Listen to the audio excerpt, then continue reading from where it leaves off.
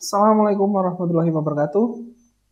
Bertemu lagi dengan saya di channel yang sama dan dalam pembahasan yang sama, yaitu aplikasi BOS 2021.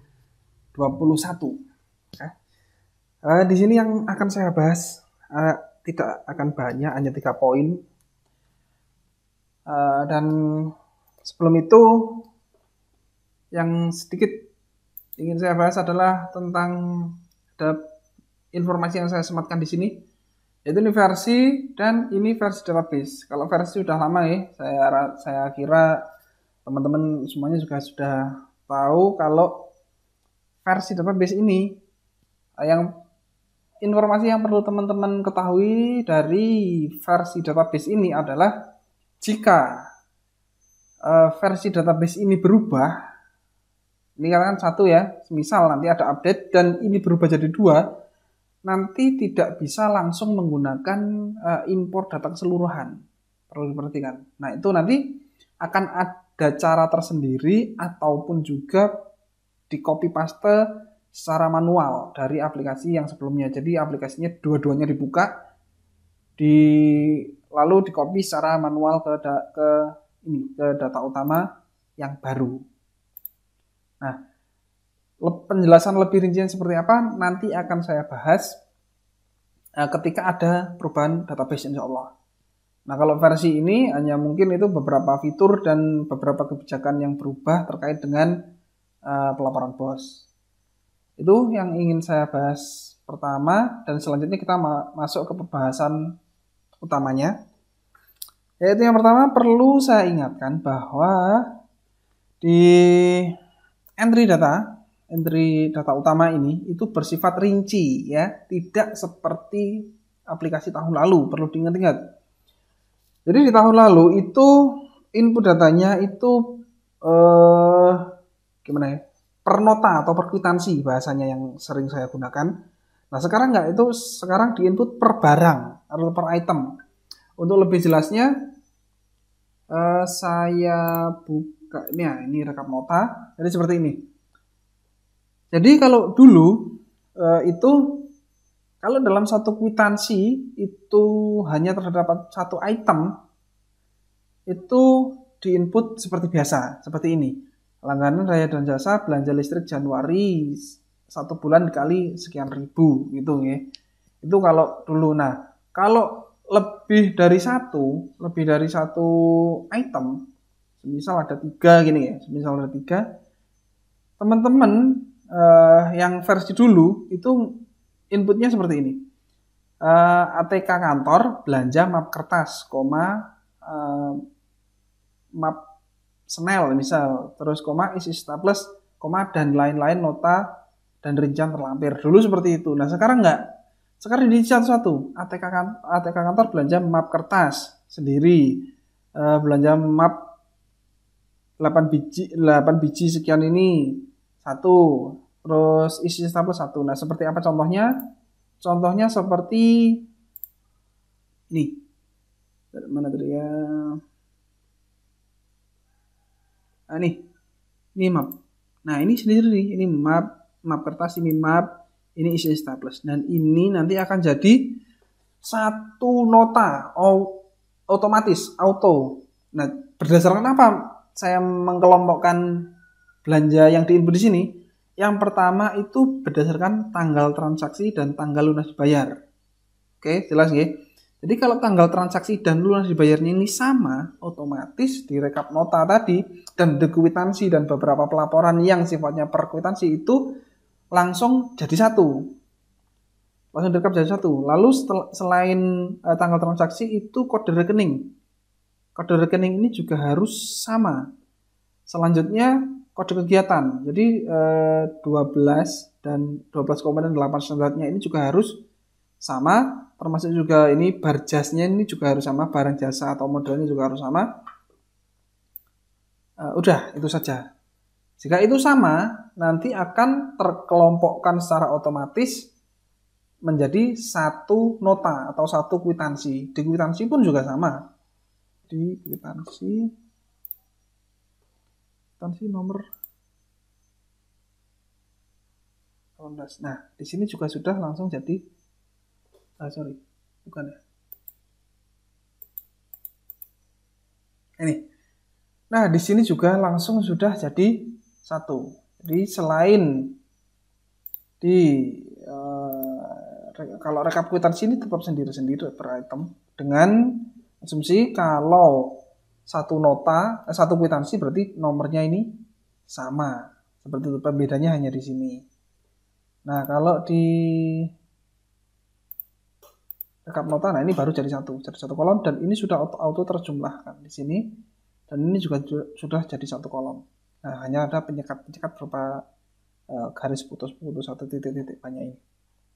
Seperti itu. Saya rasa sudah jelas nih. Kalau belum jelas bisa tinggalkan komentar di bawah ataupun bisa menanyakan langsung ke saya. Selanjutnya untuk pembaruan atau update di versi ini yang baru ini yaitu pada uraian uraian. Bentar, saya edit dulu. Oke. Di sini kita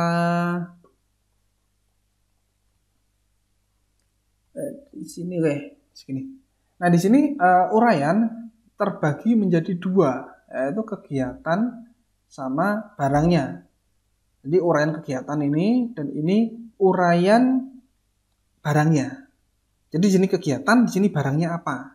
Dan di sini hanya ditulis barangnya saja.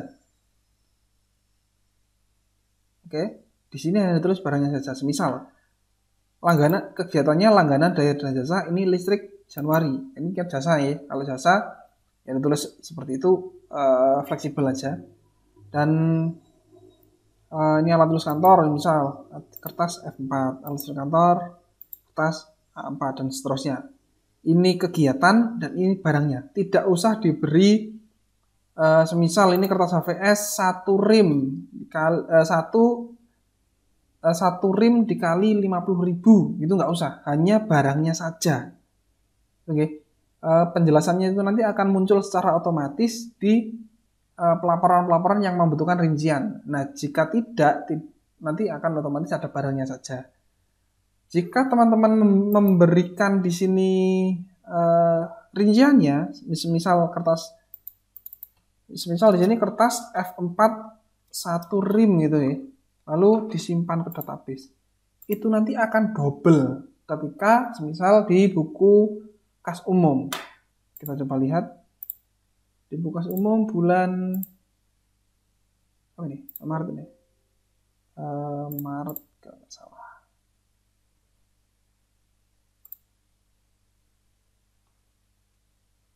Oke, masih loading tapi nggak apa-apa.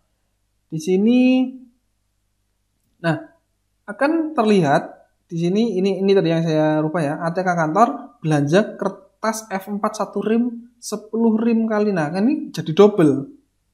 Jadi rinciannya nggak usah diberikan. Oke.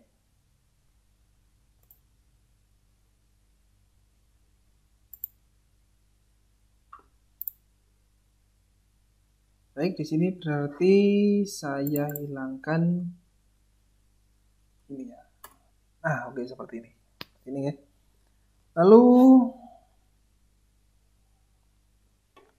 ya, terkait dengan uraian yang perlu saya sampaikan di sini adalah bagaimana jika transaksi tersebut tidak ada kegiatannya. Semisal ini dana bos masuk rekening, ini kan nggak ada kegiatan ya, kegiatannya ini ya pencairan. Nah, itu di sini nggak apa-apa, kosong. Nah, cara membedakannya gimana? Cara membedakannya, kegiatan ini hanya diisi dengan transaksi yang sifatnya pembelanjaan atau pengeluaran dari lembaga. Misal ini ya belanja, ini jelas ini. Nah, ini misal pungutan pajak. Pungutan pajak itu bukan belanja, jadi tidak usah ada kegiatannya. Seperti itu. Saya kira ini mudah dipahami ya. Lalu yang terakhir adalah terkait dengan nominal. Nah, berhubung setiap kegiatan setiap data yang diinput ini tadi sifatnya adalah rinci, nggak sama seperti kemarin. Jadi mohon diperhatikan, di sini adalah harga satuan. Ini keterangan ini baca harga satuan. Jadi misal teman-teman beli kertas HVS, kalau di sini kita lihat kertas HVS 10 rem, gitu ya, 10 rem. Yang di sini misal harganya itu 50.000, jadi ini diinput 50.000 per remnya. Jadi harga satuannya bukan 50.000 kali 10 atau 500.000, bukan. Jadi di sini 50.000. Jadi harga satuan, saya tegaskan sekali lagi. Jangan sampai salah. Karena jika ini nanti teman-teman salah ngisi, itu nanti akan rancu di perhitungan saldo dan lain-lainnya. Jadi itu nanti akan selisih. Seperti itu. Saya rasa hanya cukup sekian yang bisa saya sampaikan. Jika ada yang perlu ditanyakan ataupun ada mungkin yang perlu disampaikan, silahkan tinggalkan pertanyaan di kolom komentar, atau kritik dan saran silahkan ditinggalkan di kolom komentar. Saya rasa cukup sekian penjelasan saya kali ini. Akhirul kalam, wassalamualaikum warahmatullahi wabarakatuh.